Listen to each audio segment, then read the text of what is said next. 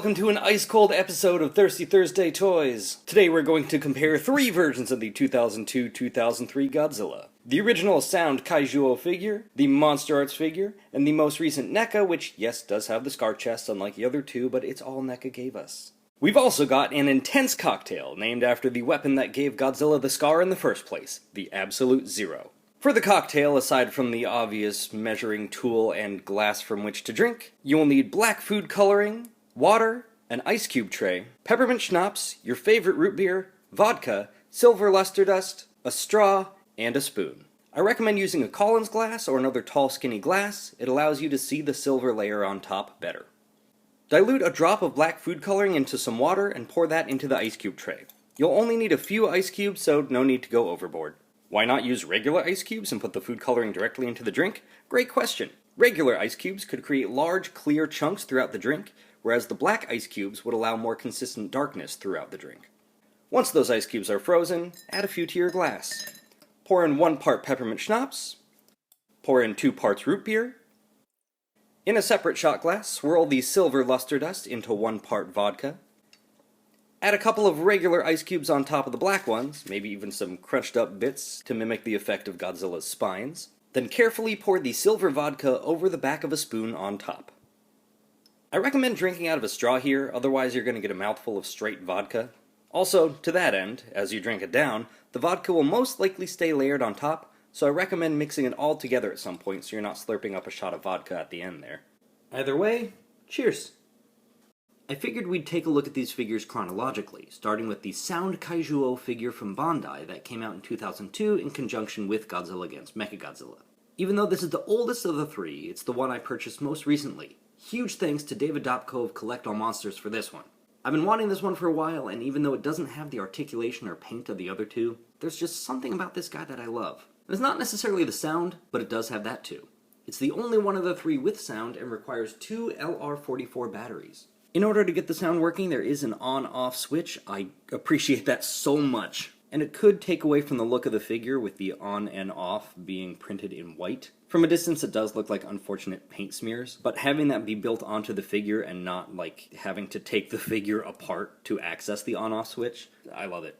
Also, just the fact that you can turn it off is amazing. So once you flip that on, you have the little sound holes, but since most of it is black anyway, it kind of blends in. Then right here is the button.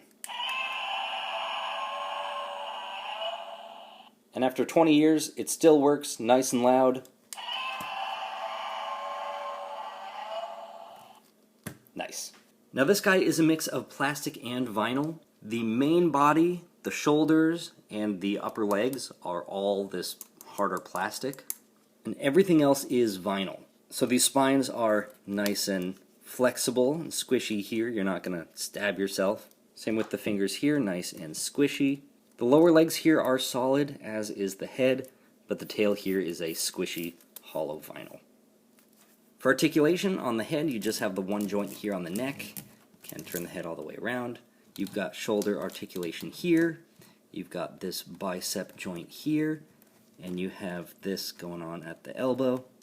On the legs, you've got some articulation here on the hip and this knee bend. It's not much, but it's nice that they gave it to us. And the tail, you've got that full 360. There's just something I find charming about this guy.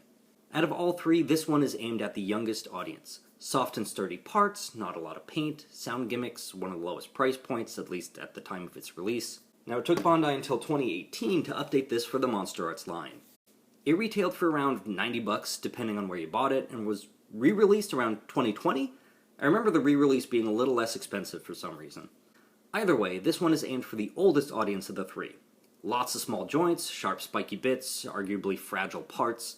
No gimmicks, no accessories, just good old articulation. This is one of my favorite sculpts of the entire MonsterArts line. I know some people's figures were plagued with like really derpy eyes or some like paint bleeding on the teeth.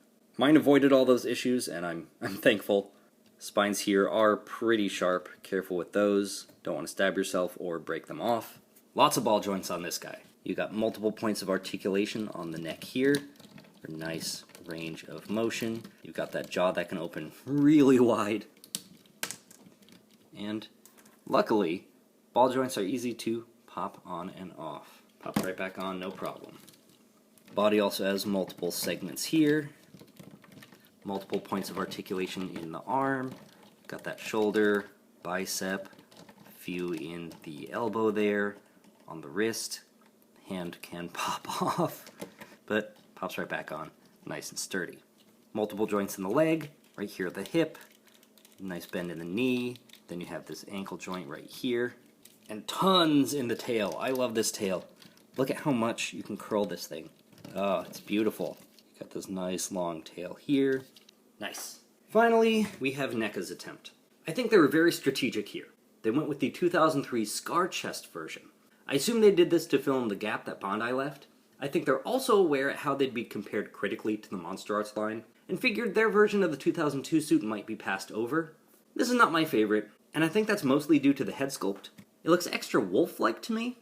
I do appreciate, though, how something like this was readily available in major retails in the US. Like, you could just walk into a Target and find a shelf full of these for, what, 25, 30 bucks? At least in theory. This one came out at the tail end of NECA's time with the Godzilla license, alongside the 1989 sculpt, both of which were released with bonus paint jobs, the Hyper Maser Blast and Biolante Bio Attack, respectively.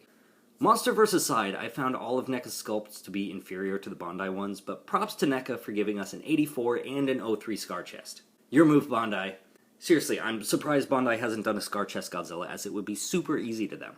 And the paint is kind of what you'd expect for NECA. I do appreciate the dry brushing to bring out some of the details here, but like I always nitpick, this is one of the figures that suffers from each piece being painted individually and then assembled, so you've got this clear division on the neck.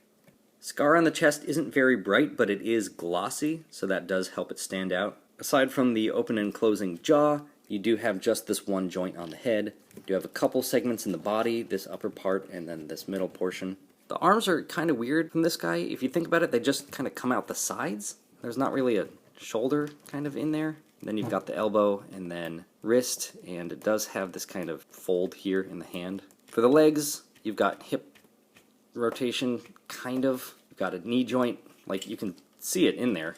I cannot bend it, and I don't want to break his leg off. And then this foot can kind of rotate around. They did do a pretty good job on the tail, nice and long, and it can curl up.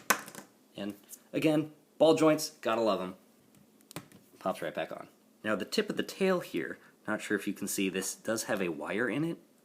So it's nice that they have the ball joints and then the wire for the tiny parts, instead of trying to get tons of teeny tiny ball joints. Now this one is a little too large to scale with the MonsterArts, but we get what we get. And as much as I hate on some of these, I still own them and I still like them, and I hope that you can find the ones that best fit your collection. In the meantime, I wish you good luck on your hunt. Thanks for subscribing, and please drink responsibly. Oh, also this is from the Toho Machine Chronicles line. The price has really gone up on the aftermarket, so definitely keep your eyes peeled on those Japanese sites. Good luck!